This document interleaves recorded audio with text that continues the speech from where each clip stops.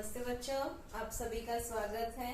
आज हम पाठ 11 मानव शरीर और अंग संस्थान यही कंटिन्यू करेंगे। इसमें हमारा आज टॉपिक रहेगा श्वसन संस्थान। श्वसन संस्थान की रचना और कार्य। चलिए देखते हैं। और देखिए बच्चों, यहाँ श्वसन संस्थान की आकृति दिखाई है आपको। श्वसन संस्थान और श्वसन प्रक्रिया की शुरुआत जो है नाक से होती है। यहाँ दिख रहा है नासा छिद्र। नाक में स्थित जो बाल होते हैं वो चिपचिपे पदार्थ की सहायता से, नाक में बाल होते हैं और चिपचिपे पदार्थ की सहायता से हवा जो होती है छनकर अंदर जाती है। बाल भी और चिपचिपा पदार्थ दोनों जो है हवा को छानने का कार्य करते हैं, जिससे कोई धूल है, धूल के कण होते हैं, गंदगी होती है, वही नाक के बालों में अटक जाती है और साफ हवा जो है अंदर जाती है।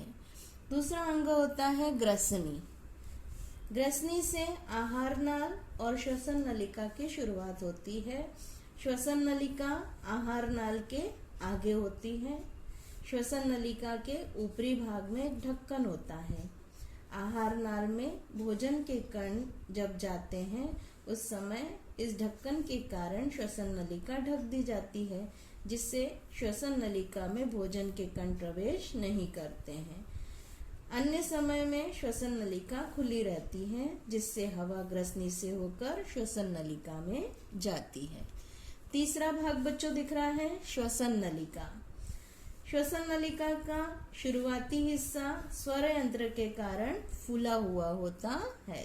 यहाँ स्वर यंत्र दिखाई दे रहा है, तो स्वर यंत्र के कारण ये श्वसन नलिका का शुरुआती हिस्सा फूला रहता है।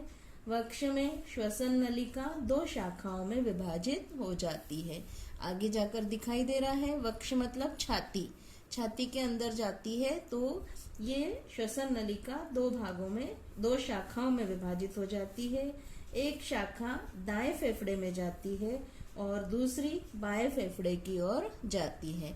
यहाँ दो फेफड़े दिखाई दे रहे हैं, एक दायां फेफड़ा और एक बायां फेफड़ा। फेफड़े कितने होते हैं? दो होते हैं। अब अगला भाग है श्वसन संस्थान का फेफड़े। वक्ष की गुहा में हृदय के दाएं और बाएं भाग में एक एक फेफड़ा होता है। वक्ष के गुहा का बहुत सा हिस्सा फेफड़ों से ही घिरा होता है, जिसके कारण हृदय का पृष्ठभाग उसके द्वारा ढक जाता है। प्रत्येक फेफड़े पर द्विस्तरीय आवरण होता है, जिसे फुफ्फुस आवरण कहते हैं। फेफड़े स्पंज की भांति प्रत्यास्थ होते हैं, मतलब ये अपना आकार पुनः पूर्ववत कर सकते हैं। फेफड़े छोटे छोटे कुप्पियों से बने होते हैं, जिन्हें वायुकोश कहते हैं। वायुकोश के चारों ओर केश वाहिनियों का घना जाल होता है। यहाँ पर फेफड़े के अंदर जो होते हैं ये वायुकोश होते हैं। जैसे गुब्बारे के समान रचनाएं पाई जाती है, दोनों फेफड़ों के अंदर ये वायुकोश पाए जाते हैं। असंख्य वायुकोश पाए जाते हैं। इन वायुकोश के चारों ओर केश वाहिनियों का जाल। केश वाहिनी मतलब बाल के समान पतली पतली वाहिनियां, जिसको केश वाहिनी कहते हैं। इस आकृति में दिखाई दे रहा है। ये देखिए वायुकोश है, इसके चारों ओर ये देखिए केशिकाओं का जाल दिखाई देता है। इसमें रक्त प्रवाहित होता रहता है। वायुकोश का आवरण काफी झिरझिरा होता है, उसी कारण केशवाहिनियों का आवरण भी बहुत पतला होता है। इस पतले आवरण से गैसों का आदान प्रदान आसानी से होता है। फेफड़ों में जो असंख्य वायुकोश होते हैं, जिसके कारण गैसों के आदान प्रदान के लिए बहुत सारा विस्तृत पृष्ठभाग उपलब्ध होता है।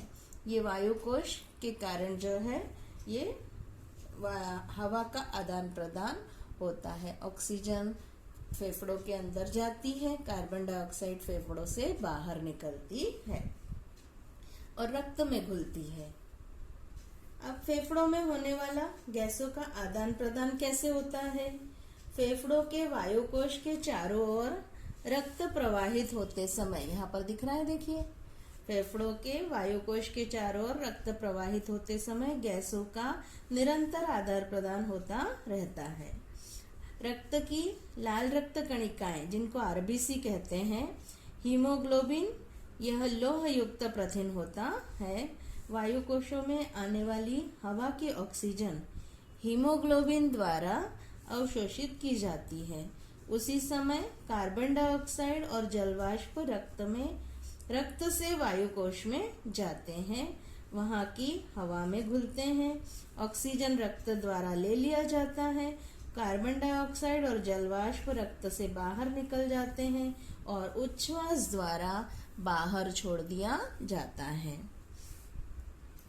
इसके बाद यहाँ पर देखिए ये श्वास पटल दिखाई दे रहा है, जिसको मध्य पटल या डायफ्राम भी कहते हैं।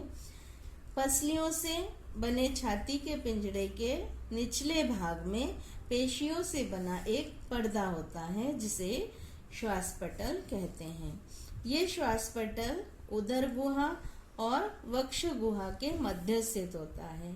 पसलियों का थोड़ा ऊपर उठना और श्वास पटल का नीचे जाना, ये दोनों क्रियाएं एक साथ होने से फेफड़ों पर दाब कम हो जाता है, जिससे बाहर की हवा नाक द्वारा फेफड़ों में जाती है।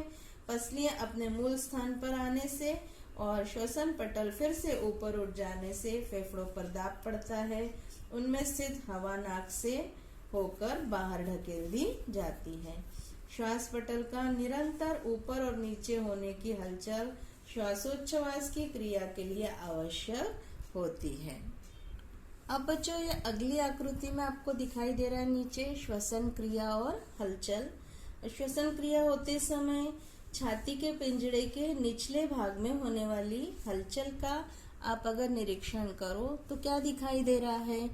ये जब हवा अंदर जा रही है तो ये छाती का पिंजरा क्या है, यहाँ फूलता हुआ दिखाई दे रहा है, और फिर जब उच्छ्वास द्वारा हवा बाहर निकलती है तो पिंजरा अंदर की ओर धंसा हुआ दिखाई देता है। आप श्वास और उच्छ्वास जो है, आपका पेट भी देखिए फूलता है और अंदर जाता है, फूलता है और अंदर जाता है। सतत ऑक्सीजन अंदर जाती है और बाहर निकलती है, तो पेट फूलता है और फिर अंदर की ओर जाता है। इस तरह से ये श्वसन की क्रिया चलती रहती है, श्वासोच्छ्वास की क्रिया चलती रहती है और ये श्वसन संस्थान का कार्य चलता है। इस प्रकार बच्चों आज हमने क्या पढ़ा, श्वसन संस्थान की रचना और पूरे कार्य पढ़े। इसको आप ध्यान से पढ़िए। आज इतना ही, धन्यवाद।